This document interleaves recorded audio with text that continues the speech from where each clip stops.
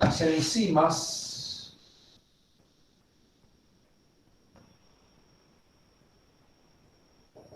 dijimos catalizadores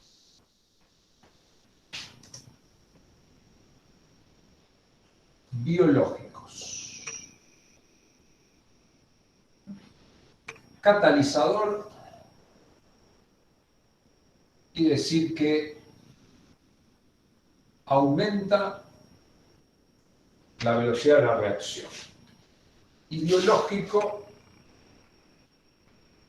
es porque solo existe si hubo un organismo vivo o hay un organismo vivo.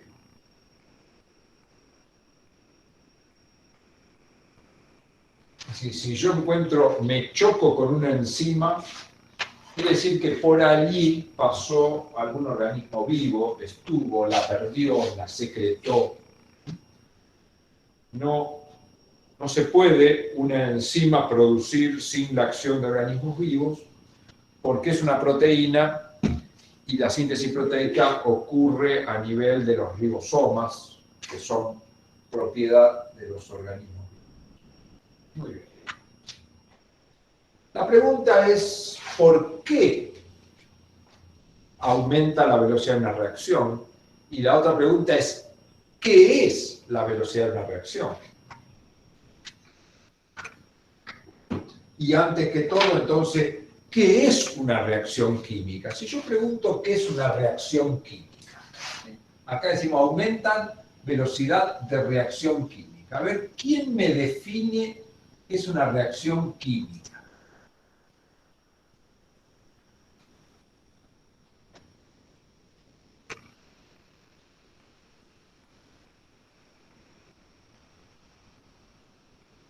Es un proceso en el cual una estructura sufre cambios a través del tiempo. Buena definición. Es un proceso bien definido, es un proceso en el cual una estructura, no cualquier estructura, yo le agregaría un adjetivo a una estructura. Una estructura molecular. Una estructura molecular, una estructura química, porque un edificio es una estructura también, y si un edificio se va cambiando a lo largo del tiempo, no puedo decir que es una reacción química, ¿no es cierto? Entonces, bueno, una reacción química es un proceso, es decir, algo que ocurre a lo largo del tiempo, proceso en el cual una estructura química, una estructura molecular, un compuesto químico, una sustancia, tengo varias formas de decirlo, una sustancia se transforma en otras diferentes. Esa sería la definición de reacción química. Proceso por el cual una sustancia se transforma en otras distintas. La velocidad, ¿cómo mido yo la velocidad de una reacción? ¿Cierto? ¿Cómo les parece que puedo medir la velocidad de una reacción? ¿Cómo mido la velocidad de un auto yo, por ejemplo? En kilómetros. Kilómetros por hora. Kilómetros por hora. Por ejemplo, si yo tuviera el velocímetro del auto roto, ¿no es cierto?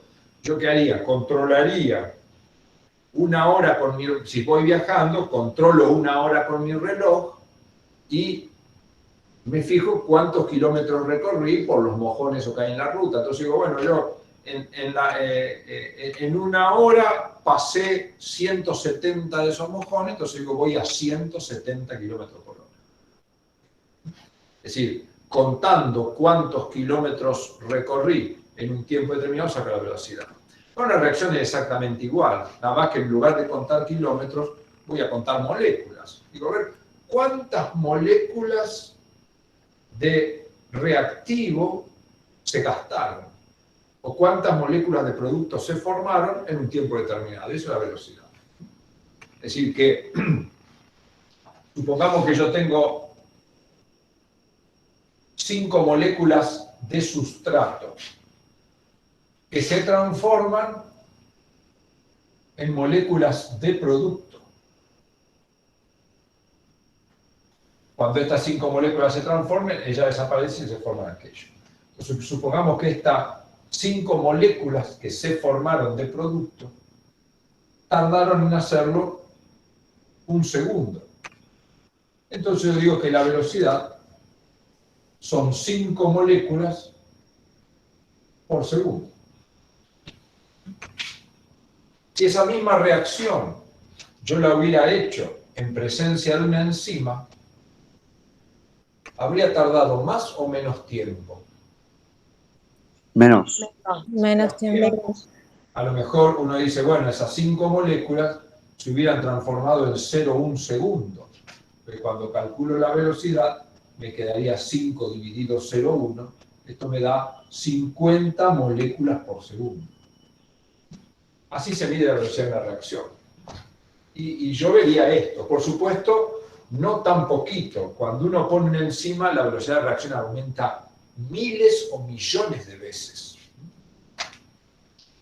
Entonces, bueno, ahí ya sabemos lo que es una enzima, lo que es un catalizador, lo que es la velocidad, lo que es una reacción.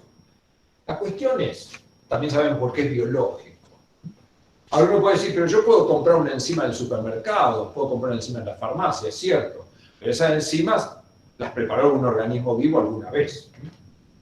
Eso es así, no es que viene de la nada. O sea, si en la farmacia a mí me venden papaína, que es una enzima, para algún tratamiento en particular, esa papaína fue generada por un organismo vivo. Aunque esté dentro de un frasquito ahora, pero alguna vez la hizo un organismo vivo.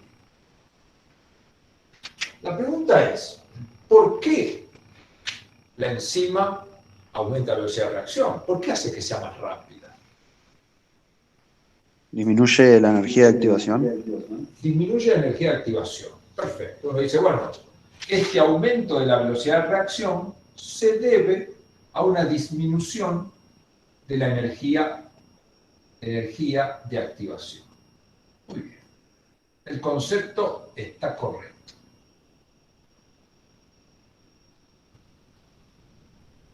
Muy bien. ¿Y qué sería la energía de activación? El concepto está bien. La enzima disminuye la energía de activación, como consecuencia aumenta la velocidad de reacción. Yo les pregunto, ¿qué es la energía de activación? A ver, ¿qué concepto? Es difícil el concepto, pero a ver, expongan algo. Estamos acá para aprender y si decimos algo, corregirlo, algo mal, corregirlo. ¿Qué idea tiene? Es la energía que necesitan los sustratos para iniciar la reacción química. Correcto, es así. Es así, es una energía que yo tengo que aportar, que tengo que superar para que la reacción comience. Exactamente. Habitualmente eso se lo dibuja en una gráfica, donde acá puedo poner tiempo, y acá puedo poner energía libre, o sea, con la letra G. Entonces yo digo, bueno, en un dado momento, yo tengo el sustrato o reactivo de la reacción con una cierta energía inicial. Y yo quiero que ese sustrato, a medida que transcurra el tiempo, se transforme en producto. Supongamos que venga acá. Ahí va a tener una cierta energía final. Ahora, para que este sustrato pase a producto, uno dice, bueno, tendría que darle energía para que la vaya ganando, pero necesito mucha energía hasta llegar a un punto en el cual después voy corriente abajo. Esa energía que yo le tengo que dar para salir desde este valor de energía y llegar hasta acá es lo que se llama energía de activación. La energía que yo le tengo que dar. Cuanto más alto sea ese salto, ¿no es cierto?, más lenta va a ser la reacción. Cuanto más bajito, más rápida va a ser la reacción. Entonces, cuando la enzima está presente, lo que hace es que esa energía de activación sea mucho más chiquita. Esta en rojo ya energía de activación por la enzima. Entonces, al ser más bajita, la reacción ocurre de esta manera, así, y el producto se forma antes, más rápido. Entonces, la enzima lo que hace es eso, baja la energía de activación, con lo cual el proceso es más rápido. Yo siempre le hago un ejemplo para entender esto. Supónganse que yo tuviera un jugador de fútbol que tiene adelante de él 10 pelotas, 3, 6, 9, 10, y tiene una pared, y yo le hago un juego, le digo, bueno, a ver cuán bueno es usted, patee las pelotas de manera de que pasen del otro lado, que lleguen acá. Le va a tener que aplicar energía a la pelota a través de sus músculos para que la pelota salga para arriba y solo las pelotas que van a alcanzar a pasar por arriba de la pared van a llegar para el otro lado. Entonces a lo mejor le digo, bueno, a ver, empiece, le puse una pared de 20 metros. Entonces a lo mejor pasar las 10 pelotas para el otro lado le llevó 1 minuto. Entonces yo digo, bueno, muy bien, su velocidad de pasar pelotas para el otro lado es de 10 pelotas por minuto. Si al mismo jugador con 10 pelotas, si yo quiero que el mismo jugador con 10 pelotas, en vez de ponerle 1 minuto, le ponga 10 segundos, ¿qué tendría que modificar acá para que el proceso sea más rápido? Sacar la valla. La altura más de... bajita, ¿no es cierto? La Diría, altura. bueno, si la misma persona con 10 pelotas, el mismo tipo, yo quiero que en lugar de ser 10 pelotas por minuto, sean 100 pelotas por minuto. Es decir, quiero que le ponga 6 segundos en pasarla, y lo que voy a tener que hacer es que esto sea más bajito, para que a la pelota que le pegue, porque acá cuando le pega va a haber muchas que no van a llegar. Entonces, al ser más bajito van a pasar más rápido. Es decir, que tengo que achicar, acá estamos hablando de energía gravitacional, pero es lo mismo. Es decir, acá tengo que aportar mucho más energía para que pase, entonces la altura de esta valla estaría dándome símil de energía de activación. Pero bueno, esta energía de activación es más pequeña. Ahora la pregunta es, ¿por qué es más pequeña? Esto es más difícil. ¿Por qué es más pequeña la energía de activación de la reacción? Para que una reacción ocurra, cuando yo tengo una molécula, supónganse que esta es la molécula, y esta es otra molécula, que tienen que reaccionar entre sí para formar un producto. Porque lo que tiene que poseer, profe, no es una cantidad de energía mínima, no. Sí, exactamente. O sea, cuando se produce una reacción, no es que tiene que tener una energía mínima. Ahora lo vamos a entender con esto. Cuando esta molécula reacciona con esta para generar un producto, tienen que encontrarse de una manera en particular, ¿no es cierto? Es como, qué sé yo, si yo me encuentro con una persona y me tengo que saludar, tendré que encontrar la mano derecha de él con la mano derecha mía, ¿no es cierto? Pero si yo le doy el pie y él me da la mano derecha, no va a haber saludo, ¿no es cierto? Y si le doy la espalda, tampoco.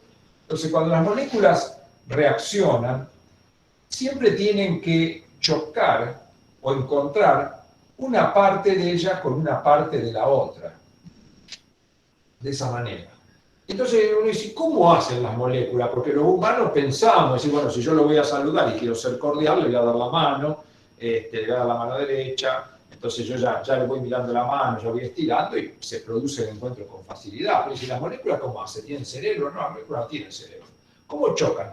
Las moléculas lo que hacen es chocan miles de veces hasta que en una de ellas la pegaron. Porque la molécula está dando vueltas, está moviéndose, se está moviendo para un lado, para el otro, gira, la otra también. Entonces, en un momento determinado, esta molécula que tenía este pedacito se encontró justo con la molécula que tenía este pedacito, cuando se encontró se produjo la reacción.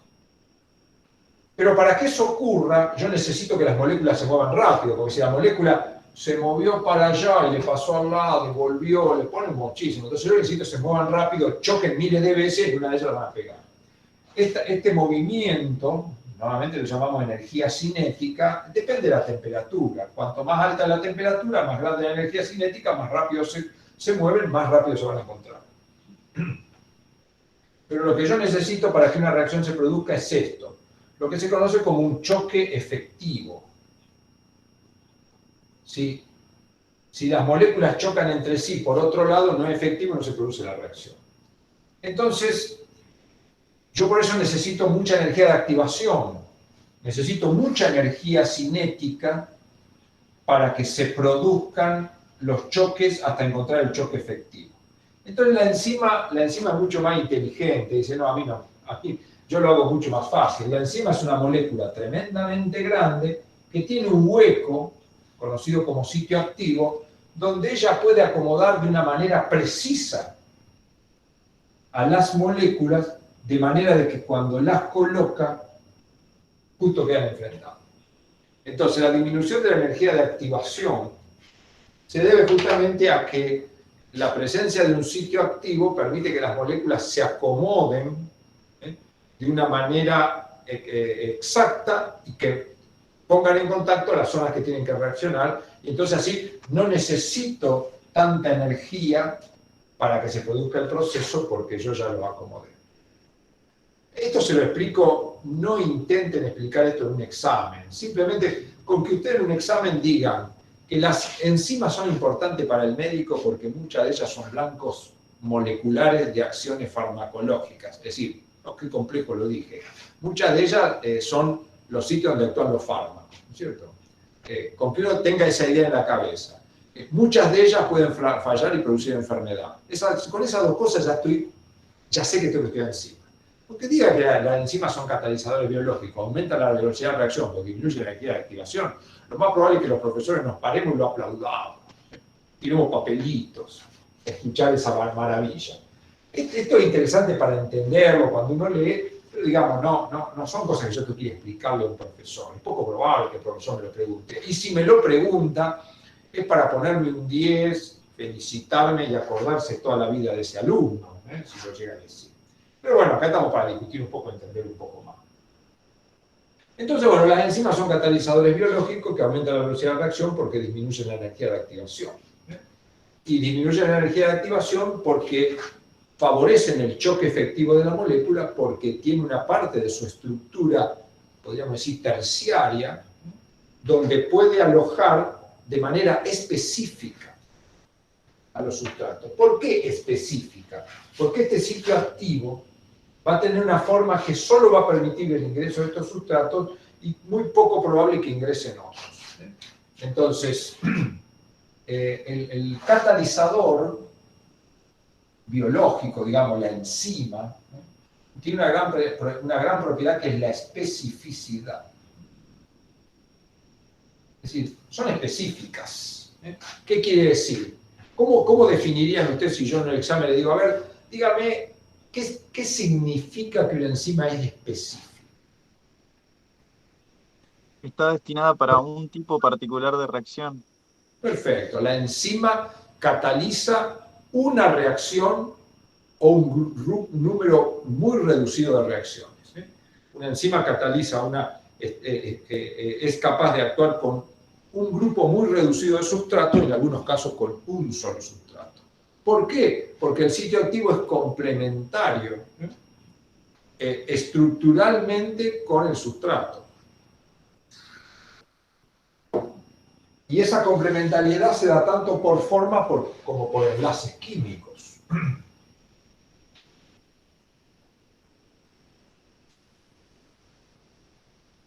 Supongamos que yo tengo una enzima cuyo sitio activo, por supuesto esto es esquemático, fuera así. Y yo tengo tres sustratos, uno que es así, uno que es así y otro que es así. La enzima tiene acá, en su estructura, en sus aminoácidos, una carga positiva por la ionización seguramente de un grupo amino, y acá tiene una carga negativa, ¿cierto? Este sustrato tiene una carga negativa y una positiva, este sustrato tiene una negativa y una positiva, y este sustrato tiene dos negativas. ¿Cuál calculan que de estos tres sustratos es el que va a poder ingresar con mayor especificidad allí. El del medio. El primero. El del medio, qué rápido me lo respondieron. ¿Por qué el del medio? ¿Por qué no el primero si es cuadrado?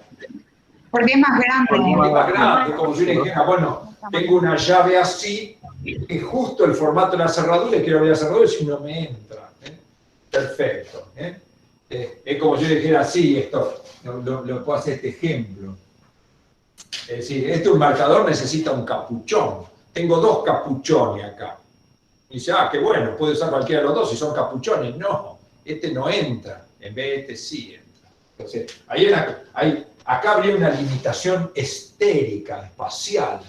O sea, esto es más grande que el sitio activo, no va a entrar, aunque la forma esté buena y sus cargas también. Y el último, ¿por qué no? Si justito entra. Por Por las cargas. Claro, por las cargas, porque ¿qué va a ocurrir?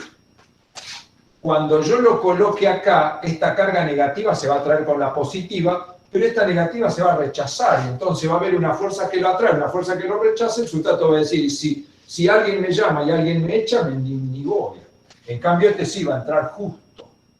Negativo con negativo, negativo con positivo, positivo con negativo, se va a atraer. Es decir, que estos dos podrían ingresar porque no tendrían limitación estérica, no tendrían limitación espacial, ¿no es cierto? Es como si uno dijera, bueno, tengo 2 capuchones, este y este, ¿no es cierto? Entran los 2, sí, pero este queda más lindo. Entonces, bueno, acá está, ambos entrarían, pero ¿qué ocurre? Cuando este ingrese, va a haber 2 fuerzas que lo van a traer. Negativo con positivo, positivo con negativo. En cambio, este va a haber una que lo atrae y una que lo rechaza. Por lo tanto, acá va a haber 0 fuerza. Entonces, este entra con más fuerza. Al haber más fuerza, hay lo que se llama más afinidad. La afinidad es la fuerza con la cual una enzima se une a su sustrato, y eso depende de la interacción que haya entre la enzima y el sitio activo, pero no solo de la forma, sino también de la posibilidad de establecer enlaces químicos. Yo acá lo hice con cargas, porque es más fácil, pero esas interacciones que se producen entre el sustrato y la enzima pueden ser uniones electrostáticas, es decir, cargas positivas contra cargas negativas, pueden ser puentes de hidrógeno, pueden ser fuerzas de Van der Waals, todas uniones débiles. Nunca se va a establecer entre el sustrato y la enzima, o sí, a veces se establece, pero son casos excepcionales. En general, entre el sustrato y la enzima son fuerzas débiles, tipo fuerzas de Van der Waals, interacciones dipolo-dipolo, puente de hidrógeno, o electrostática, pero nunca van a ser covalentes, o si son covalentes son raras excepciones. Entonces ahí aparece otro concepto importante, la afinidad. La afinidad es una medida de la fuerza con que el sustrato se une al sitio activo, que es la parte de la enzima que le da la especificidad para que la enzima pueda catalizar una reacción y no otra en particular. Uno se cuestiona a esta altura del partido, ¿por qué la evolución creó individuos humanos o no humanos, porque creó organismos vivos con tantas enzimas? Porque nuestro organismo tiene miles de enzimas, miles, decenas de miles. ¿Y por qué tengo tantas? ¿No hubiera sido más fácil hacer una sola que catalice la reacción en vez de hacer miles? ¿Por qué creen que para la evolución le fue favorable eso y no la otra opción? Esta pregunta es más difícil de responder. La variabilidad hace que haya menor margen de error, porque si en algún momento una enzima funciona para todas las reacciones y esa enzima desaparece o se ve perjudicada, va a hacer que no se pueda realizar ninguna reacción. Me gustó, exactamente. Uno dice, y sí, es más versátil, ¿no es cierto? La versión con muchas enzimas que con una sola. Si una falla, estoy frito. En cambio, si tengo una y esa falla, estoy frito. En cambio, si tengo 20.000 y falla una, a lo mejor ni cuenta me doy. Y sí, un poco pasa por ahí, o sea, es más eficiente. Es lo mismo, uno pensaría, por ejemplo, bueno, para movernos los humanos necesitamos vehículos. Entonces, como si uno dijera, bueno, tengo un solo vehículo que lleva a todos los humanos juntos o que tengo un vehículo por cada persona. Es mejor un vehículo por cada persona, porque yo hoy lo tengo dentro del garaje, no lo voy a usar, no voy a salir, y a lo mejor por 6 meses no salgo, y otro tiene que salir 2 veces por día y sale 2 veces por día. Entonces, los organismos vivos tienen muchas enzimas porque eso le permite activar ciertos procesos y otros no, es decir, activar los procesos necesarios. Si yo salgo a correr, se van a activar mucho más las enzimas de mis músculos, porque es lo que necesito, pero si acabo de comer, se van a activar más las enzimas del tejido adiposo, porque ahí lo voy a depositar.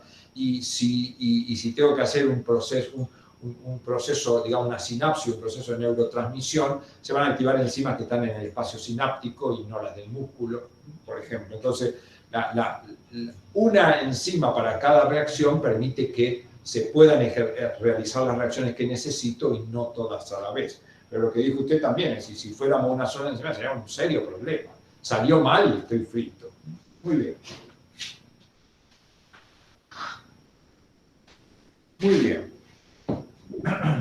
Una pregunta. Obviamente que son proteínas las enzimas y su estructura depende de la información genética. Información genética vamos a hablar las 2 clases que vienen.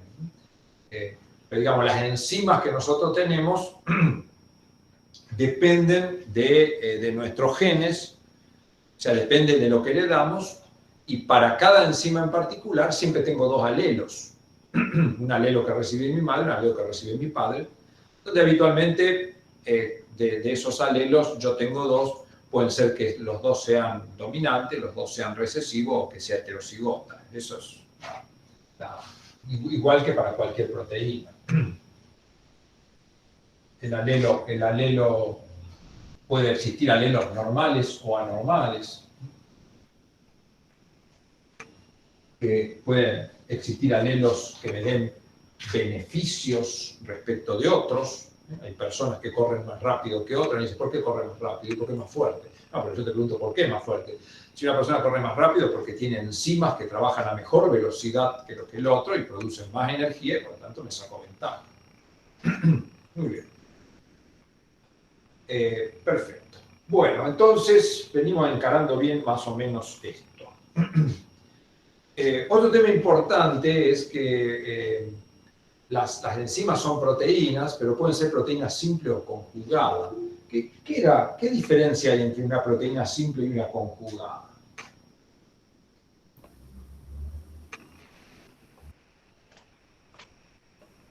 Que la conjugada está unida a un compuesto que no es proteína. Perfecto. A una proteico. Perfecto. Las proteínas ya estudiamos que puede haber simples, están formadas solo por aminoácidos, y conjugadas, están formadas por aminoácidos y alguna parte no proteica, no aminoácidica. Las enzimas pasa igual. Yo puedo tener enzimas que solo sean proteínas, o puedo tener enzimas que tienen una parte proteica y una parte no proteica. Habitualmente, cuando la enzima está formada por estas 2 partes, la parte proteica se llama apoenzima y la parte no proteica tiene varios nombres. Se puede llamar coenzima, claro, coenzima, grupo prostético o cofactor. Habitualmente los libros por ahí hablan de coenzima únicamente, pero en general hay tres posibilidades que son diferentes, ligeramente diferentes. No es lo mismo una coenzima que un grupo prostético que un cofactor. Lo que sí que tienen en común estas 3 cosas, la coenzima, el grupo prostético y el cofactor, ¿qué tendrían en común? Que son no proteicos. Pero aparte tienen otras cosas en común. La apoenzima es de elevado peso molecular, porque una proteína está formada por aminoácidos. En cambio, estas cosas son de bajo peso molecular. Eso es una diferencia importante. ¿Qué otra diferencia hay entre la apoenzima y la coenzima? Nosotros estudiamos la clase pasada que si yo aumento la temperatura, ¿qué pasa con una proteína? Se naturaliza. Se naturaliza. Es decir, uno dice, la apoenzima sufre su estructura al calentarse, entonces se suele decir, esos son termolábiles. Las apoenzimas son termolábiles, es decir, se desnaturalizan por acción de la proteína, son lábiles a la acción de se desnaturalizan por acción de la temperatura, son lábiles al aumento o cambio de temperatura. En cambio, estos son termoestables. Termoestables. ¿La solubilidad en agua puede ser otro? La solubilidad en agua no es una gran diferencia. En general, ambas son solubles porque las enzimas normalmente son proteínas globulares y tienen que ser solubles. Puede haber alguna enzima que no lo sea. Y las coenzimas en general son solubles. Otra diferencia importante, pero no importante porque la dicen los libros, es que dice las apoenzimas no dializan, mientras que las coenzimas dializan. Uno dice, ¿qué es eso? Es fácil de entender. La diálisis es un proceso que ocurre de la siguiente manera.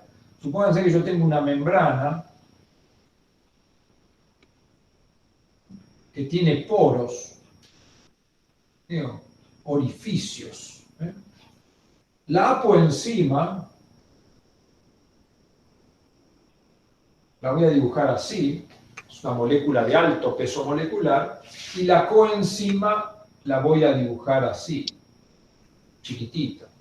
Entonces, ¿qué ocurre? Si yo tengo una membrana de diálisis, que no es otra cosa que un filtro, un colador, que tiene poros, como consecuencia que la apoenzima de muy alto peso molecular y es grande, cuando venga acá no va a poder ir a ningún lado, en cambio la coenzima va a poder pasar. Entonces, ese fenómeno de atravesar una membrana a través de poros pequeños se llama diálisis. Entonces dice, bueno, la coenzima dializa. La pregunta es, ¿por qué dializa? Y porque es chiquita, tiene bajo peso molecular. Y la coenzima, ¿por qué no dializa? Y porque es grande, tiene alto peso molecular. Esa es otra propiedad. Y después otra cosa importante es que, en general, yo diría, no quiero decir siempre, porque en la biología el siempre no existe, pero casi siempre las coenzimas y los grupos prostéticos se originan a partir de vitaminas y en especial del complejo B. Aunque vamos a ver en algunos casos que también actúan las de la vitamina C. Y en algunos casos la vitamina A, por ejemplo. Pero bueno, la B es más común. B y C. Que B y C constituyen lo que llamamos vitaminas hidrosolubles.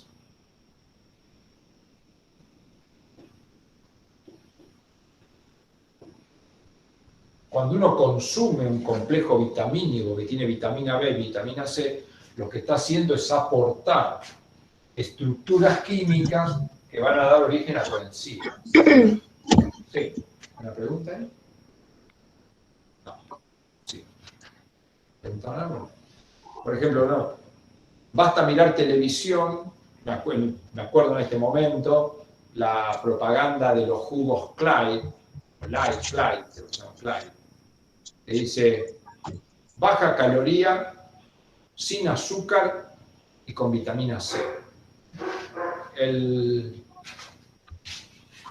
Este jugo estaría aportando vitamina C. Y yo, qué bueno. ¿Por qué bueno? Y bueno, pues la vitamina C termina jugando como una coenzima de algunas enzimas que vamos a estudiar más adelante. O uno dice, bueno, consumo Centrum, que es un complejo vitamínico, dice desde la A hasta la Z tiene complejo B. Entre todas las cosas tiene complejo B.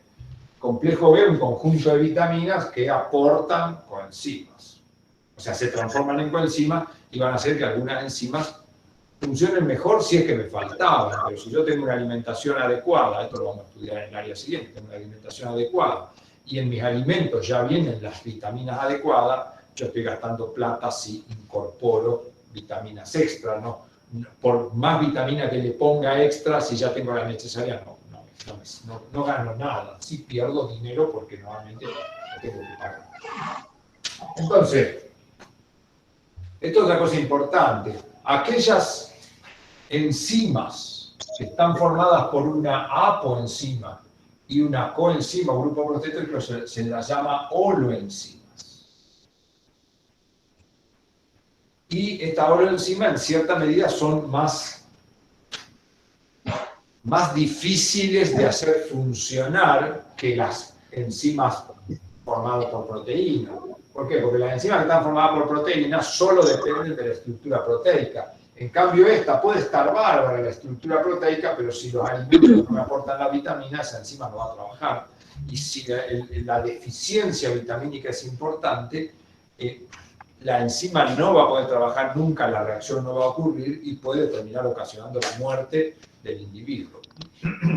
Eso ocurre normalmente en caso de desnutrición. Cuando yo tengo desnutrición, siempre son las proteínas las que llevan el mal papel y las enzimas pueden ser las involucradas en producir un problema importante. Ahora me dice, bueno, ¿cuál es la diferencia entre coenzima, grupo prostético y cofactor? Acá vemos una diferencia. Coenzima y grupo prostético vienen de la vitamina.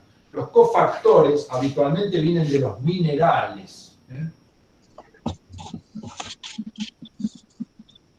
El calcio, el magnesio, el cloruro, por ejemplo, van a dar origen a cofactores. Y viendo un dibujito para entenderlo,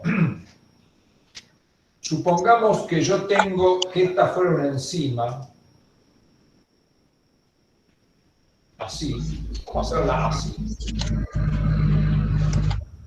Supongamos que este fuera el sitio activo de una enzima. Este es el sustrato y esto es la coenzima. ¿La coenzima qué es? Es algo que se va a meter en el sitio activo junto con el sustrato. Eso es la coenzima.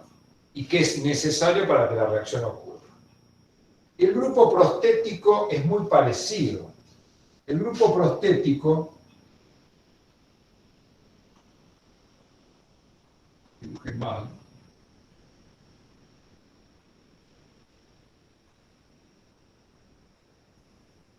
Este es el sustrato y el grupo prostético es igual. Lo único que el grupo prostético no va a ingresar junto con el sustrato, sino que ya va a estar ubicado en el sitio. Esa es la única diferencia que podemos plantear entre coenzima y grupo prostético.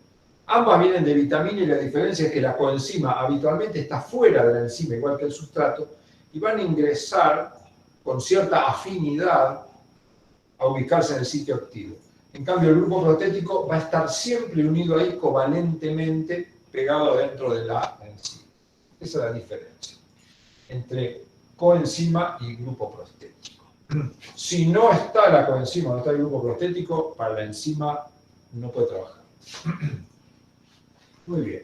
¿Alguna pregunta sobre esto? ¿Cómo andamos por ahora? Venimos bien.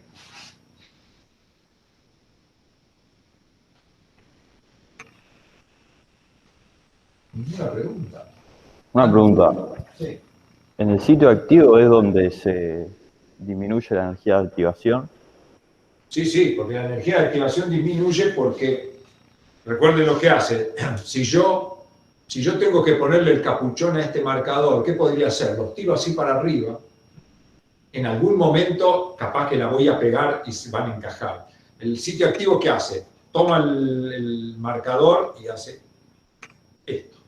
O sea, lo que está haciendo es, el sitio activo está orientando adecuadamente el sustrato con los sustratos o las moléculas que tienen que reaccionar, lo está orientando de manera de que los acomoda en la posición que se produce la reacción. Entonces, de esa manera no necesito velocidad para que las moléculas se muevan y en algún momento se encuentren. Lo acomoda sin velocidad, lo pone ahí y se produce la reacción. De la otra manera yo tendría que tirarlo, imagínense que pongo la tapita por allá y le tiro el marcador, en algún momento voy a clavar el marcador dentro de la tapita, pero lo tengo que tirar, darle velocidad, porque si no ni llega y le tengo que tirar un montón de veces, o sea, tengo que aportar un montón de energía.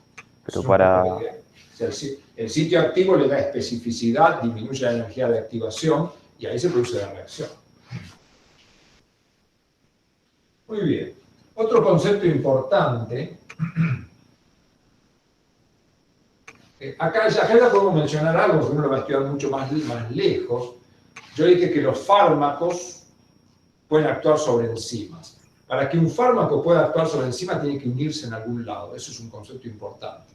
Cuando yo administro un fármaco, el fármaco se hace efecto sobre aquellas proteínas que se pueden unir.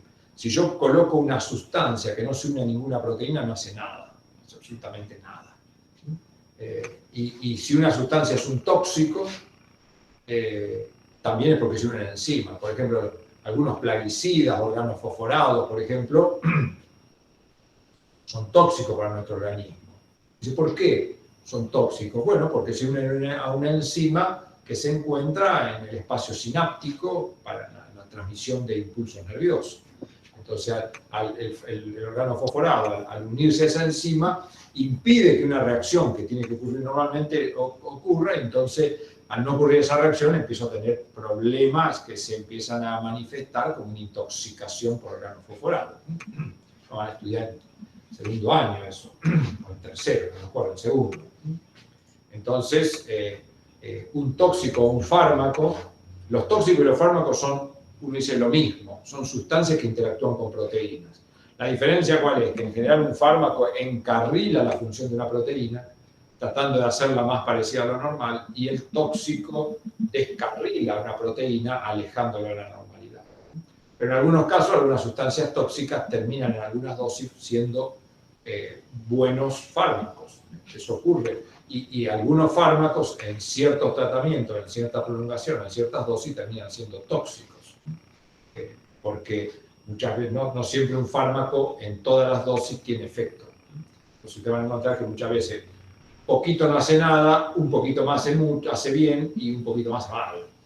Eso, pero siempre es importante tener presente que un fármaco, un tóxico, será fármaco y será tóxico si puede interactuar con una proteína, si puede establecer algún tipo de enlace químico, ya sea covalente o una interacción como la que vimos, puente hidrógeno, puente fuerzas de Van der Waals, dipolo permanente, dipolo permanente, o todas las fuerzas que uno puede estudiar por ahí. En general, hablamos de fuerza de Van der Waals y con eso ya nos conformamos. Profe, tengo una consulta. Sí.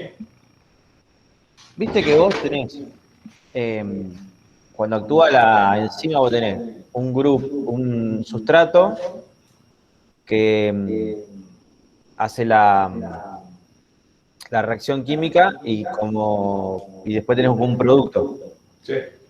Bueno, eso va en una dirección y después, en un momento, el producto puede transformarse en sustrato.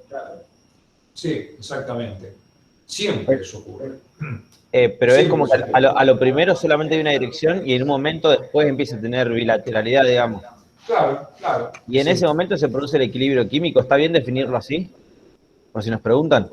Está bueno, vamos a hacer un ejemplo, está bien el concepto. Es decir, supónganse que yo tengo un sustrato, supongamos que tengo 5 moléculas de sustrato y tengo una enzima que cataliza la reacción. La reacción va a ocurrir esté o no la enzima, ese es un concepto importante. La reacción ocurre esté o no la enzima, lo que sí, si está la enzima es más rápida. Pero no es que la enzima crea una reacción. La enzima lo único que hace es disminuye la energía de activación para que la reacción sea más rápida.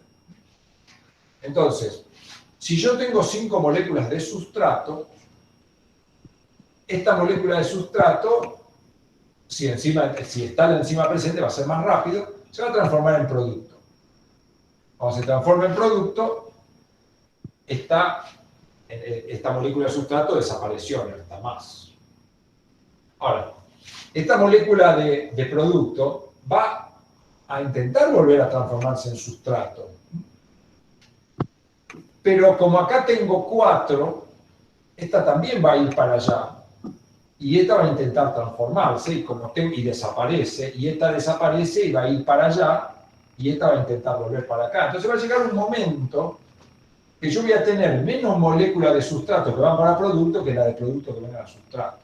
Entonces llamamos velocidad directa al proceso donde el sustrato se transforma en producto y velocidad inversa a procesos contrarios.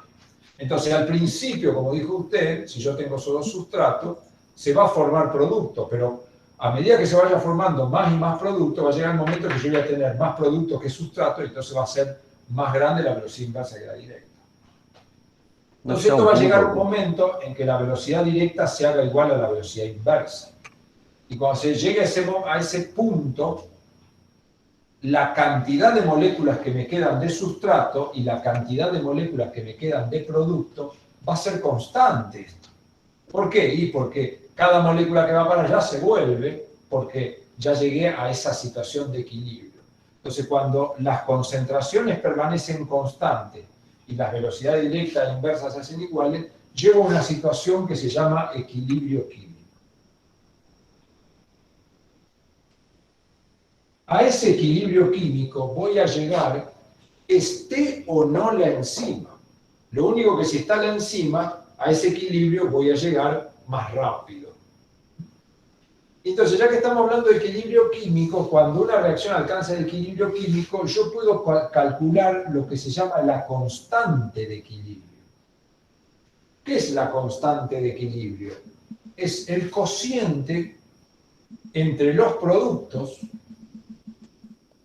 en este caso tengo 3, y los reactivos, en este caso tengo 2. Eso es una constante, acá me daría 1,5. Es decir, la constante de equilibrio, ¿qué es? Es un número experimental que me indica cuántas moléculas de producto hay por cada molécula de reactivo que me quedó. En este caso tengo por 3 de producto por cada 2 que me quedaron, es decir, 1,5. A este valor de 3 y 2, o lo que valga para cada reacción, llego exactamente igual, llego al mismo valor, esté o no la enzima. Lo único que a tener 3 y 2 voy a llegar más rápido con la enzima. Entonces ahí sale una propiedad de las enzimas que es muy importante. Las enzimas no afectan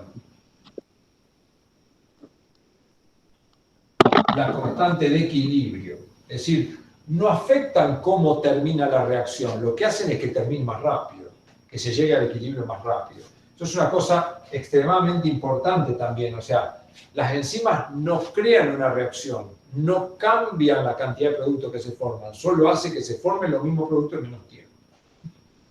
O sea, que eso es una cosa importante. Y después lo que vemos acá en este proceso es otra cosa importante. Cuando los sustratos se transforman en producto, lo hace más rápido con la enzima. Pero la enzima simplemente lo que hizo fue transformar el sustrato en producto y transformar otro sustrato en producto, de donde sale otra propiedad importante, que las enzimas no se gastan. Se reutilizan, no forman parte del producto. Es como una herramienta la enzima. Yo la puedo utilizar varias veces. Siempre digo como un lavarropa, es como una cocina, como una licuadora. Yo cada vez que hago un licuado no me como a la licuadora, me como el licuado y la licuadora la lavo y me sirve para otra vez. Lavarropa, cada vez que lavo la ropa, la lavarropa si no se rompió, por supuesto, queda igual y lo puedo usar nuevamente. Las enzimas son como electrodomésticos, que me sirven para un montón de veces y hacen que las cosas sean más rápidas. Si yo tengo que batir algo con una batidora, va a ser más rápido que batirlo a mano. Entonces, el electrodoméstico tiene alguna semejanza con las enzimas. Entonces, las enzimas no se gastan durante el proceso, solo hacen que la reacción sea más rápida porque baja la energía de activación, porque aumenta la probabilidad de choques efectivos, porque orienta específicamente a los sustratos. Pero la reacción sigue siendo la misma, nada más que más rápido, por lo tanto la constante de equilibrio no cambia. Y tampoco cambia, si volvemos a un grafiquito que hice hoy, tiempo y energía. Yo acá puse energía inicial, acá está el sustrato, energía final, acá está el producto. La reacción sin enzima es así, la reacción con enzima es así. Sigue existiendo el mismo valor de energía para el sustrato y el mismo valor de energía para el producto. Si yo hago la diferencia entre estas dos cosas, obtengo lo que se llama la variación de energía de la reacción, y esta variación de energía, fíjense que vale lo mismo si yo voy por acá, así voy por acá. Porque la variación de energía es esto, la diferencia entre esto y esto. Entonces ahí hay otra propiedad, las enzimas no cambian la energía involucrada en la reacción. Ahora me tengo que acordar dónde he dejado. Bueno, la constante de equilibrio. Entonces, resumamos. Las enzimas son catalizadores, son proteínas, aumentan la velocidad de reacción, disminuyen la energía de activación, son específicas, tienen alta afinidad por los sustratos, pueden requerir coenzimas y en tal caso se llamarán holoenzimas. No cambian la constante de equilibrio, no cambian la variación de energía libre de la reacción, no cambian la energía intercambiada, no crean reacciones, sino que aumentan la velocidad de las ya existentes. No se gastan. No se gastan, no forman parte del producto, se reutilizan. Muy bien. Pueden requerir una estructura no proteica, creo que ya lo dije. Son de alto peso molecular, no dializan, son termolábiles. Muy bien. Muy bien. Cuando el sustrato se convierte en producto, ¿no era irreversible? ¿Cómo? Que cuando el sustrato se convierte en producto, ¿no era irreversible? No, las reacciones enzimáticas son reversibles, como lo vimos recién, y alcanzan siempre un equilibrio. Por supuesto, ese equilibrio puede estar desplazado a los productos, desplazado a los reactivos, o estar igualmente, digamos, favorecido a la formación de productos reactivos. Lo que usted a lo mejor ha leído algo sobre los inhibidores irreversibles, y eso puede ser que ya vamos a ver. La enzima no cambia el equilibrio. Siempre, toda reacción tiene un estado de equilibrio que puede favorecer más a los productos, es decir, que se formen más productos que reactivos, que se formen más reactivos que productos, que se formen por igual. Bueno, muy bien. Lo que vamos a ver ahora es...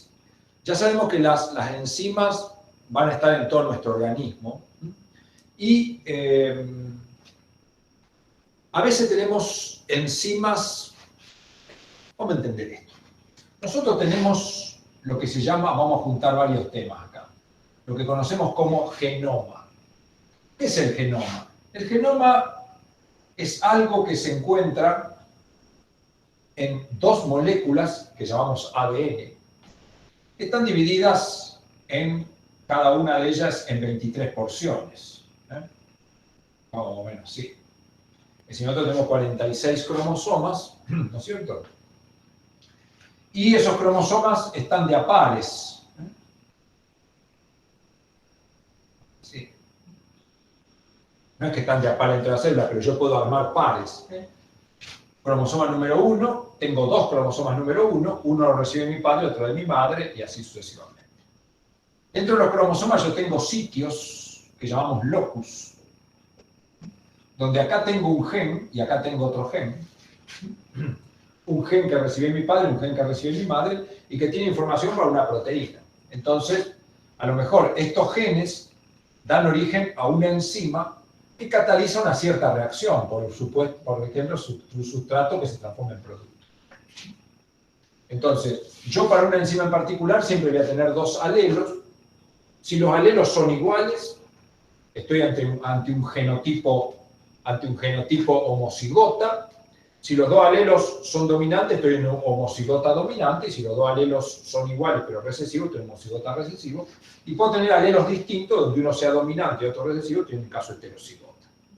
Pero siempre a partir de este locus se va a sintetizar una proteína, una enzima. O la que me dio mi padre o la que me dio mi madre. Una de las dos. Si las dos son iguales, da lo mismo cualquier cosa. Pero sorprendentemente, en nuestro genoma, podemos obtener en otro cromosoma, podemos tener otro locus que tenga genes que den origen a otra enzima también que es capaz de catalizar la misma reacción. Pero con la diferencia que esta enzima no es exactamente igual a esta. Es decir, catalizan la misma reacción, pero son distintas. Entonces, cuando yo tengo esta situación enzimas diferentes, originadas en genes distintos, pero que catalizan la misma reacción, esas enzimas tienen un parentesco. ¿Cómo se llaman? Isoenzimas. Isoenzimas. Esto es muy común y en la medicina lo van a enfrentar continuamente.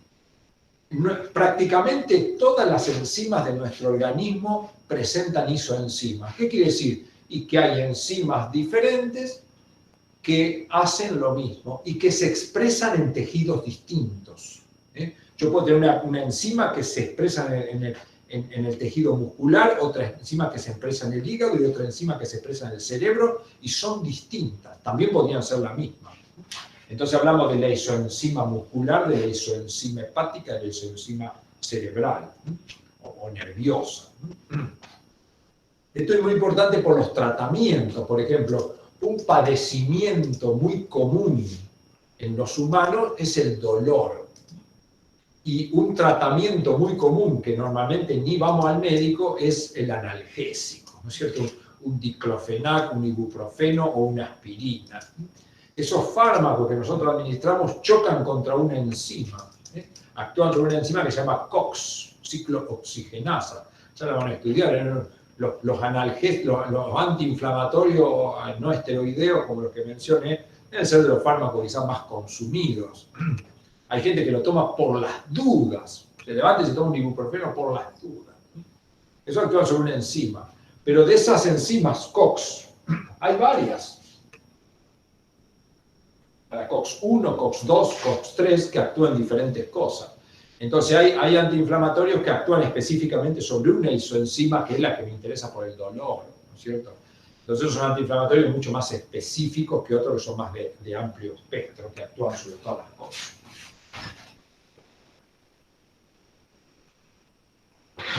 Muy bien. Entonces, bueno, este concepto de isoenzima es importante conocerlo. O sea, hay enzimas, en nuestro genoma tenemos información normalmente para más de una enzima que cataliza una reacción. Y normalmente esas isoenzimas no se expresan todas de la misma manera. En un tejido va una, en otro tejido va otra, por obviamente regulación.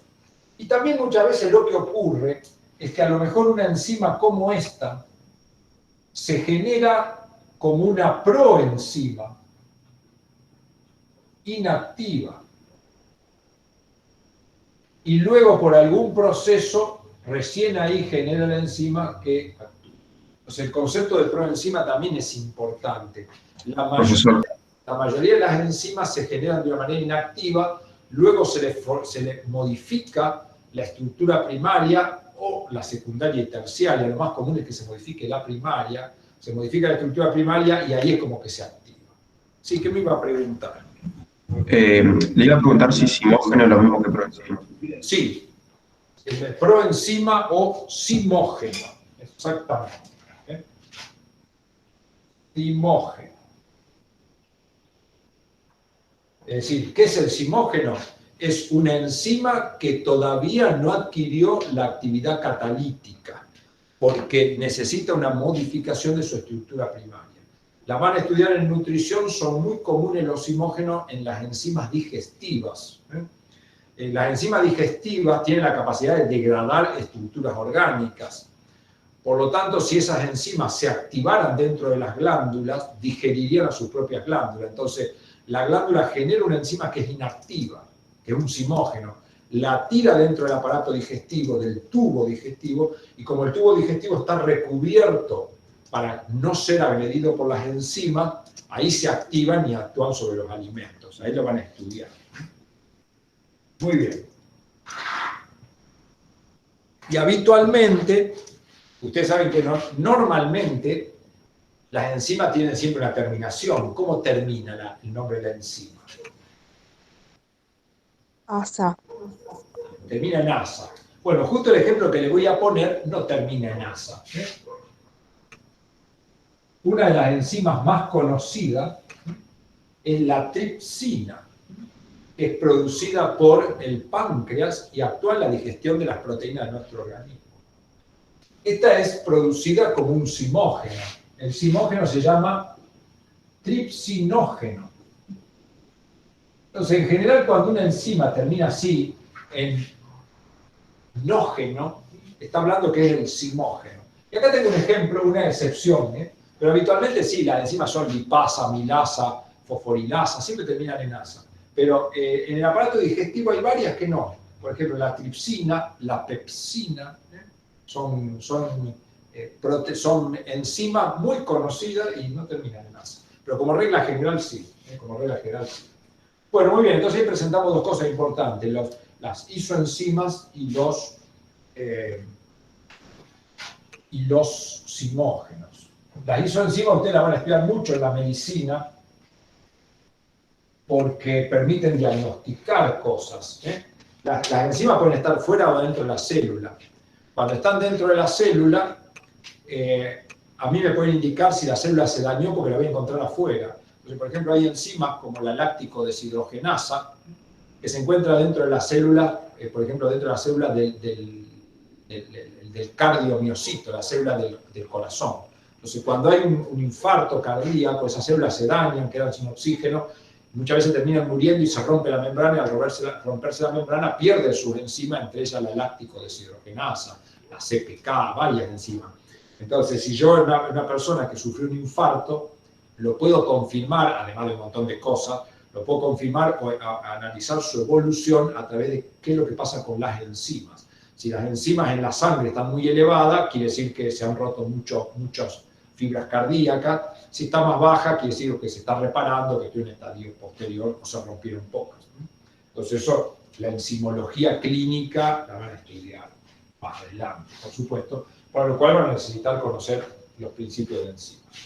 Bueno, lo que vamos a ver para ir terminando son los factores que pueden afectar a la actividad de una enzima. Entonces, vamos a empezar por los más fáciles. ¿Qué factores afectan a una enzima en su proceso catalítico? La temperatura. La temperatura. Empecemos por ahí, era el que quería que me dijeran. Temperatura. La temperatura sobre una reacción catalizada por una enzima tiene dos efectos. Si yo aumento la temperatura, la velocidad baja, y si bajo la temperatura, también baja. Eso si yo lo llevo a una gráfica, acá pongo la velocidad de la reacción y acá pongo temperatura, me da una gráfica de este tipo, una campana se dice. Este valor de temperatura en el cual tengo la máxima velocidad se llama temperatura óptima, y esa temperatura óptima no necesariamente es 37 grados. Esto se lo quiero aclarar porque siempre el alumno piensa que 37 grados es temperatura óptima. No, la temperatura óptima para algunas enzimas es 4 grados, para otras es 25, para otras es 48, 52 o 37. Lo que sí en general, las enzimas que están en mi organismo trabajan a 37, no quiere decir que es su mejor temperatura. Entonces la temperatura óptima es variable, porque uno podría decir, bueno, no va a estar muy lejos de 37 grados para los humanos, pero por ejemplo en un pescado, a lo mejor de agua fría, la temperatura óptima está en 10 grados. Entonces eso es variable, y nosotros también podemos tener enzimas que trabajan mejor a temperatura más baja, de hecho las tenemos. ¿Por qué cuando voy a temperaturas más altas la velocidad decrece? ¿Qué le parece? ¿Por qué si yo aumento la temperatura, ahora la enzima no funciona tan bien? La energía cinética de las moléculas aumenta y eso hace que el sector específico donde actúa la enzima lo pueda dar de manera más difícil. Más fácil lo que tienen que decir. Se comienza a a naturalizar. Tiene que ver con la energía cinética, pero ¿qué le ocurre a una proteína si yo le aumento la temperatura? Se denaturaliza. Se denaturaliza. Es decir, que si esta era la enzima y ese era su sitio activo y este era el sustrato, cuando yo le aumento la temperatura, puede ocurrir esto, al desnaturalizarse pierde parte de su estructura y ya el sustrato que acá entraba con mucha facilidad, ahora va a entrar pero mucho menos porque el sustrato perdió estructura. Es decir, que el aumento de temperatura hace perder velocidad porque la enzima se denaturaliza, cambia la estructura de su sitio activo y ya no va a tener tanta afinidad con el sustrato. ¿Y por qué? ¿Por qué pierdo velocidad cuando se enfría? Y sí, porque se rompe también la enzima. No, la enzima a la proteína no le hace nada el enfriamiento. Al contrario, cuanto más fría esté la proteína, mejor. Y dice, caramba, ¿qué es lo que ocurre? Lo que ocurre es lo siguiente, si yo bajo la temperatura, baja la energía cinética de las moléculas y el tiempo que va a tardar el sustrato en poder llegar y meterse adentro del sitio activo va a ser mucho más grande. Y si el tiempo es más largo, la velocidad es más pequeña. Es decir, que la temperatura, el aumento de temperatura le hace perder velocidad porque desnaturaliza la enzima, y la disminución de temperatura le hace perder velocidad porque baja la energía cinética de las moléculas y es más lento el ingreso al sitio activo. Entonces, ese es un efecto importante. Muy bien. Por eso los organismos vivos normalmente mueren ante alta temperatura. ¿Por qué? Bueno, porque la alta temperatura desnaturaliza enzimas, arruina todas las reacciones, y si la temperatura es muy alta. Por eso cuando nuestra temperatura normal es 36, 37 grados, si nosotros empezamos a subir fiebre, subamos a 40, 41, 42, uno ya no anda bien. ¿Por qué no anda bien? Y porque todas las proteínas no pueden cumplir su función como la estaban cumpliendo, y eso se manifiesta en malestares, dolores, pérdida de conocimiento y la muerte en algunos casos, ¿no?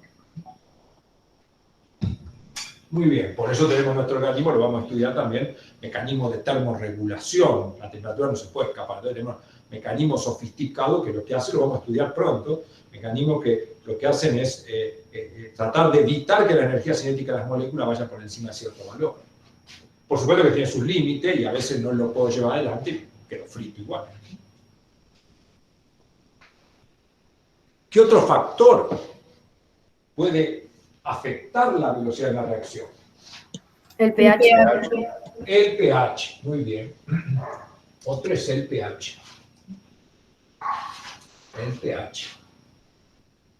El pH tiene más o menos el mismo efecto. Hay un pH óptimo, para el cual yo tengo una velocidad máxima y luego de ahí decrece. Uno dice, ¿por qué? Porque los cambios de pH cambian la ionización de los grupos que forman una proteína, y al cambiar la ionización ya el sustrato no va a tener la misma afinidad. Supongamos que fuera una cosa así. Supongamos que esta es la enzima y este es el sustrato. Que la enzima tiene un negativo acá y un positivo acá. Y el sustrato tiene positivo acá y negativo acá. Así va a haber una buena afinidad. ¿Por qué? Porque positivo con negativo, negativo con positivo se atraen. Si yo me voy hacia pHs más altos, cuando me voy a pHs más altos, las cargas positivas se pierden. Por lo tanto, la enzima me va a quedar así. Y uno dice, ¿va a existir la misma afinidad ahora? Uno dice, y no. Encima también el sustrato la puede perder, no solo la enzima. Pero cuando yo me voy a pH más alto, todo se torna negativo, y al tornarse todo negativo, ¿qué va a ocurrir? En lugar de entrar, se repele. Y si el sustrato no puede entrar, la velocidad decrece. Contrariamente, cuando yo me vengo a pHs más bajos, todo se torna positivo. Y más positivo cuanto más bajo voy. Entonces, ¿va a entrar la enzima dentro del sitio activo? No. Entonces dice, bueno, el pH modifica la actividad enzimática o la velocidad a la que cataliza la reacción, porque a pHs bajos o altos se producen cambios en las cargas que en lugar de atraer el sustrato hacia el sitio activo, lo rechazan. Esto de por qué se torna negativo, por qué se torna positivo, no se lo voy a explicar porque lo expliqué en la clase pasada y me gustaría que lo vuelvan a ver. Cuando estudiamos ionización de aminoácidos, esas cosas, ahí lo charlamos, está apoyado sobre eso. Lo voy a dejar que lo piensen, le va a venir bien. Y si le quedan dudas, los martes a las 8 lo pueden venir a consultar. ¿Qué otro factor puede afectar la velocidad de la reacción química? La concentración de sustrato. La concentración de sustrato. Antes, me voy a dejar ese para el final porque es el más interesante de todo. Otra cosa que puede afectar la actividad enzimática son las sales y los alcoholes. ¿Por qué? Porque interactúa con la capa de solvatación de las proteínas. Exactamente. Una enzima va a interactuar con un sustrato, pero la enzima, que es normalmente una proteína globular, y para que esa proteína globular esté disuelta en el agua, necesita tener a su alrededor una capa de solvatación o una capa de hidratación. Eso es imprescindible, si no la proteína se va al fondo y no me sirve. Entonces, esta capa de solvatación es clave para que la proteína esté activa. Cuando yo pongo sales o alcoholes, las sales o los alcoholes le chupan el agua. Al chuparle el agua, la dejan desprotegida, y al dejarla desprotegida, esta proteína se aglomera entre sí, forma aglomerados que ya no pueden actuar con el sustrato de la manera que lo venían haciendo. Entonces, sales y alcoholes hacen exactamente lo mismo. Siempre digo, todos estos mecanismos, cambio de pH, cambio de temperatura, sales y alcoholes, son recursos que la humanidad utilizó desde antes de saber que existían proteínas para conservar los alimentos. Los alimentos de materia orgánica que es consumida por organismos vivos. Cuando yo tengo algo que es materia orgánica, no solo yo lo consumo, sino que hay un montón de organismos vivos y muchos microorganismos. Yo me acabo de preparar el mate y estoy creyendo que este mate es solo para mí, y no es así. Ya este mate tiene materia orgánica y seguramente muchos microorganismos que están en el ambiente, les puedo mostrar esto en el laboratorio, es fascinante.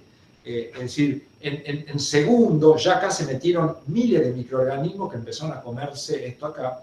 Y si yo lo dejo hasta mañana me voy a dar cuenta que están, porque van a haber crecido y va a haber unos puntos blancos, unas cosas peludas ahí adentro. Pruébenlo, es interesante eso.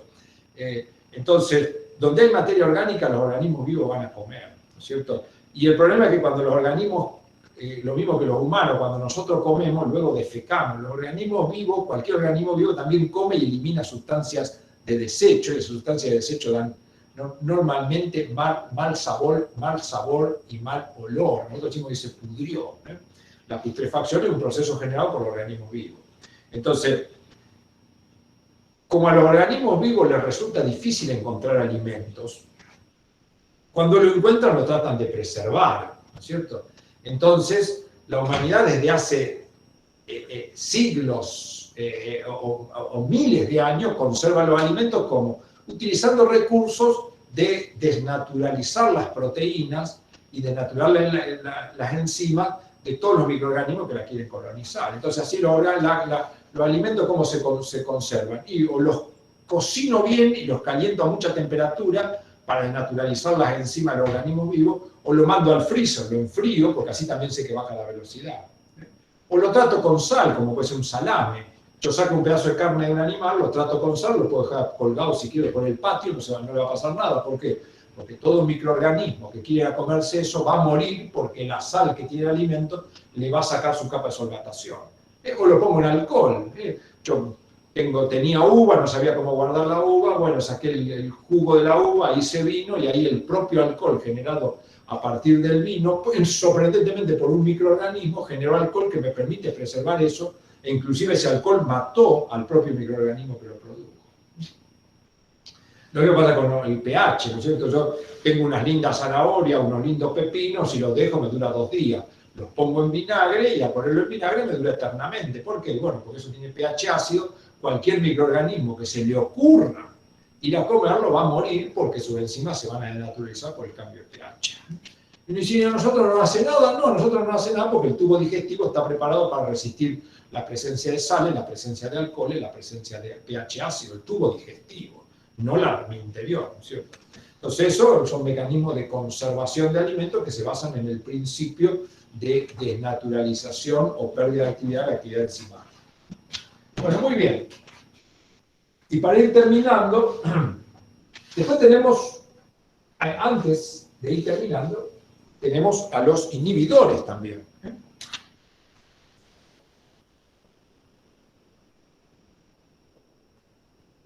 los inhibidores pueden ser irreversibles. ¿Qué quiere decir? Se unieron, y una vez que se unieron, destruyeron a la enzima y eso es irreversible. Si quiero de nuevo la enzima, la tengo que sintetizar. Pero hay otros que son reversibles.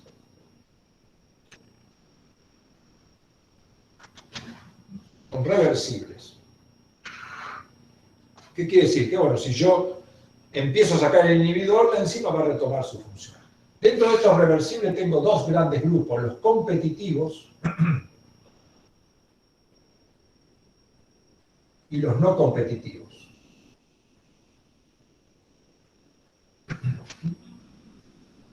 ¿Qué son los inhibidores competitivos? Los inhibidores competitivos son inhibidores que si este es el sustrato, el inhibidor es parecido, es decir, este es el sitio activo, este es el sustrato, este es el inhibidor. Entonces, el inhibidor competitivo tiende a meterse dentro del sitio activo y al meterse dentro del sitio activo, junto con el sustrato, disminuye las fuerzas que atraen al sustrato. Entonces, estos inhibidores lo que hacen es bajar la afinidad. Porque como que hay dos que se quieren meter dentro del mismo sitio, entonces ya la fuerza que ejerce entre encima del sustrato es menor. En cambio, el no competitivo, si este es el sustrato, el inhibidor no competitivo actúa sobre la enzima por otro sitio. Por lo tanto, estos dejan igual la afinidad, no la cambian. Es una diferencia importante. Ahora, esta afinidad se mide por un parámetro que se llama constante de Michaelis y Menten, o KM. Esa constante, que ahora vemos cómo se calcula, es inversa a la afinidad. Si la afinidad bajó, el KM subió. Si la afinidad quedó constante, el KM quedó constante. O sea que ese KM, o constante de Michaelis, es un parámetro que me indica la afinidad entre enzima y sustrato y me permite decidir si una sustancia interactual con una enzima modificó o no la afinidad. Y si modificó la afinidad, me permite un poco deducir si va a ser competitivo o no. Entonces vamos a ver ahora un poco qué es ese KM. Esto pasa igual con los fármacos y pasa con las enfermedades de origen genético, ¿no es cierto? Si yo tengo una enzima cuyo KM aumentó, cuyo KM es mayor, digamos, que el resto de la población, yo ya puedo deducir que estoy padeciendo una enfermedad de origen genético que radica sobre tal enzima y que su causa es la pérdida de afinidad. Entonces, si pierde afinidad, ¿qué quiere decir? Y el sustrato se une menos, la reacción no va a ocurrir.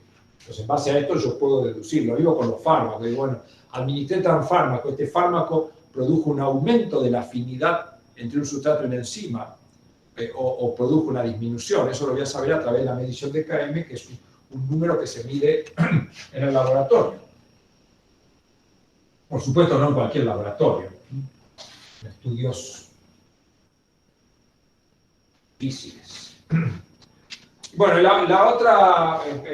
otro factor que afecta sobre la velocidad, ustedes me dijeron, es la concentración de sustrato. Si yo hago una gráfica, acá pongo concentración de sustrato, cuanto más sustrato pongo, más velocidad tengo. Y acá siempre yo le hago un ejemplo. Yo una enzima la pensé como un lavarropa. ¿Por qué? Bueno, porque un lavarropa tiene un sitio donde yo pongo la ropa, el sustrato sería, permite que yo lave la ropa más rápido que si lo hiciera a mano, y a su vez el lavarropa no va a formar parte de la ropa, sino que lo voy a poder reutilizar. Entonces, un lavarropa es un buen ejemplo de una enzima. Muy bien. Me hace ganar energía también, necesito menos energía, ¿cierto?, para hacerlo. Muy bien. O sea, no voy a gastar yo tanta energía como si lo hiciera a mano. Ahora, supóngase que yo tengo un lavarropa que tiene la posibilidad, funcionando en el día, de lavar 20 kilos de ropa. O sea, yo sé que mi lavarropa, lo compré, dice, capacidad máxima de lavado, 20 kilos por día. O sea, haciéndolo funcionar todo el día, lava de 4 kilos por vez, 20 kilos. Si yo un día tengo 3 kilos, con ese lavarropa voy a poder lavar los 3 kilos. Si otro día tengo 8 kilos, voy a poder lavar 8 kilos. Si tengo 15 kilos, voy a poder lavar 15 kilos. Entonces ahí me entusiasmé, digo, voy a poner una lavandería. Porque como yo tengo solo 3 kilos, pongo una lavandería, ¿cierto? Entonces, ¿qué hago? Utilizo lavarropa y junto plata, que se necesita. Entonces, Dije, bueno, con 3 kilos lavaba 3 kilos, 8 kilos lavo 8 kilos, 15 kilos lavo 8 kilos, lavo 15 kilos. Abro la lavandería, un día me entran 25 kilos. ¿Cuánto puedo lavar yo? Me dice, bueno, si mi lavarropa lavaba 20 kilos, me entraron 25, voy a lavar 20. Otros 5 no puedo lavar porque me alcanza. Y si otro día me entran 45 kilos, ¿cuánto puedo lavar? Puedo lavar 20, porque no alcanza el lavarropa. Trabajando todo el día a su máxima velocidad, lava 20. Y si entran 200, lava 20. Encima pasa igual, es un lavarropa. Llega un momento que si la concentración de sustrato es muy grande, tiene un valor de concentración de sustrato no es muy grande, que la velocidad no supera ese valor. Entonces la gráfica tiene una forma así. Llega a un valor de B máxima. Cuando alcanzo ese valor de B máxima, digo que la enzima se saturó. O está saturada. Es como el lavarropa. Si yo tengo 25 kilos y voy a mirar el lavarropa, va a estar andando. Si voy a las 7 de la tarde, va a estar andando. Y si voy a las 11 de la noche, va a estar andando.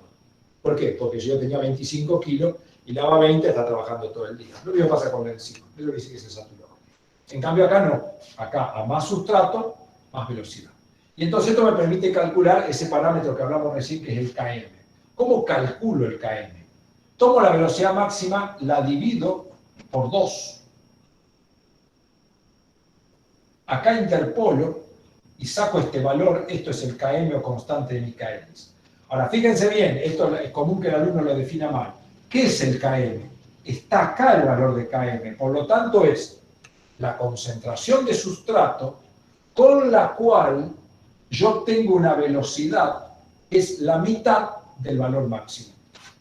Y este Km, cuanto más grande sea el Km, menor es la afinidad. Es un parámetro tremendamente importante porque los cambios de la afinidad son los que producen normalmente las enfermedades. Perdón, ¿puedes volver a repetir la definición? Sí. El Km es la concentración de sustrato con la cual yo tengo una velocidad que es la mitad del valor máximo. Entonces el Km me da esa medida. Y es una medida de la afinidad. Uno dice, ¿por qué la medida de la afinidad? Bueno, eso sale de un modelo matemático que si les interesa se lo voy a explicar no este año. Yo tengo un libro de eso, se lo puedo dar, un libro justamente de modelos matemáticos, ahí está explicado. No vale la pena estudiarlo, es dificilísimo. Ustedes acepten, a más Km, menos afinidad. Ahora, hagamos el último razonamiento. Yo me entusiasmé en juntar plata con la lavandería, sin embargo tenía un lavarropa que lavaba 20 kilos, y yo digo, así no voy a hacer nada porque aunque tenga muchos clientes que me traigan 40, 60 o 100 kilos, yo voy a poder lavar 20 kilos. ¿No es cierto? Me dice, no voy a poder ganar más plata que la que quiero a pesar de que tengo la oportunidad y mis clientes se me van a ir. ¿Qué tendría que hacer yo si tuviera una lavandería y tengo un lavarropa que lava 20 kilos y veo que tengo muchos clientes? Si quiero funcionar mejor, ¿qué harían ustedes? Comprar otro lavarropa. Comprar otro lavarropa o varios. Si yo compro varios lavarropa iguales, si yo tengo 2, antes lavaba 20 kilos, ahora puedo lavar 40. O si compro 3, voy a lavar 60. Entonces, esta velocidad máxima yo la puedo hacer ir para arriba si tengo más enzima. Entonces, esta velocidad máxima depende de la concentración de enzima que tengo. Cuanto más enzima tengo, más velocidad máxima voy a tener. Razonemos esto.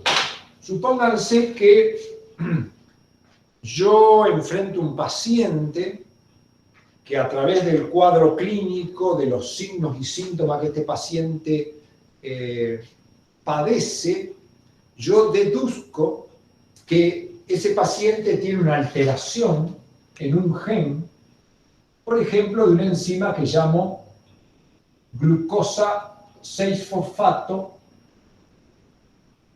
deshidrogenasa.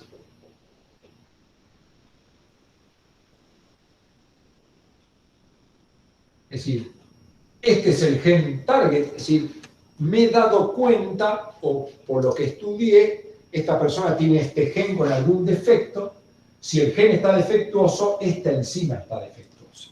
Cuando hay una enfermedad genética no quiere decir que la enzima no está. La enzima está, pero es defectuosa. Entonces yo tengo un paciente, llamémoslo paciente 1, y tengo otro paciente 2, que aparentemente tienen involucrado alteraciones en el mismo gen. ¿Por qué uno dice, qué suerte que tuvo usted o qué mala suerte? No, bueno, yo soy especialista en este tipo de enfermedad metabólica y por eso siempre tengo pacientes que tienen esta patología. Pero supóngase que este paciente, yo le hago una biopsia, le saco parte de algún tejido que necesito para estudiar y lo llevo a un laboratorio y le diga, mírame la B máxima y el KM de la glucosa 6-fosfato deshidrogenasa. Y entonces este paciente me dice, el informe que me manda el laboratorio me dice, la B máxima es normal, pero el KM está aumentado en este paciente. Mientras que en el otro me dice, no, en este la B máxima es más chica que lo normal, aunque el KM es igual, es normal. Entonces yo de acá puedo deducir qué es lo que está pasando en cada paciente. Digo, este paciente, el defecto del gen, esta enfermedad genética, le está haciendo producir una enzima que no cataliza bien la reacción. Pero no es un problema de que le falte enzima, sino lo que tiene es poca afinidad por el sustrato. En cambio, este paciente padece la misma enfermedad, la enzima no trabaja bien, pero este paciente tiene una enzima que se une bien al sustrato con la afinidad que tiene que unirse, pero tiene poquita. Y entonces, este paciente tiene poca enzima y este paciente tiene poca afinidad. En definitiva, en los dos casos la enzima no trabaja. Pero es distinto el efecto. ¿Por qué? Porque en este que tiene un KM más alto y la velocidad máxima es normal, lo que será cuestión es de darle a lo mejor más sustrato para que el proceso ocurra. En cambio, este que va a ser más difícil de tratar.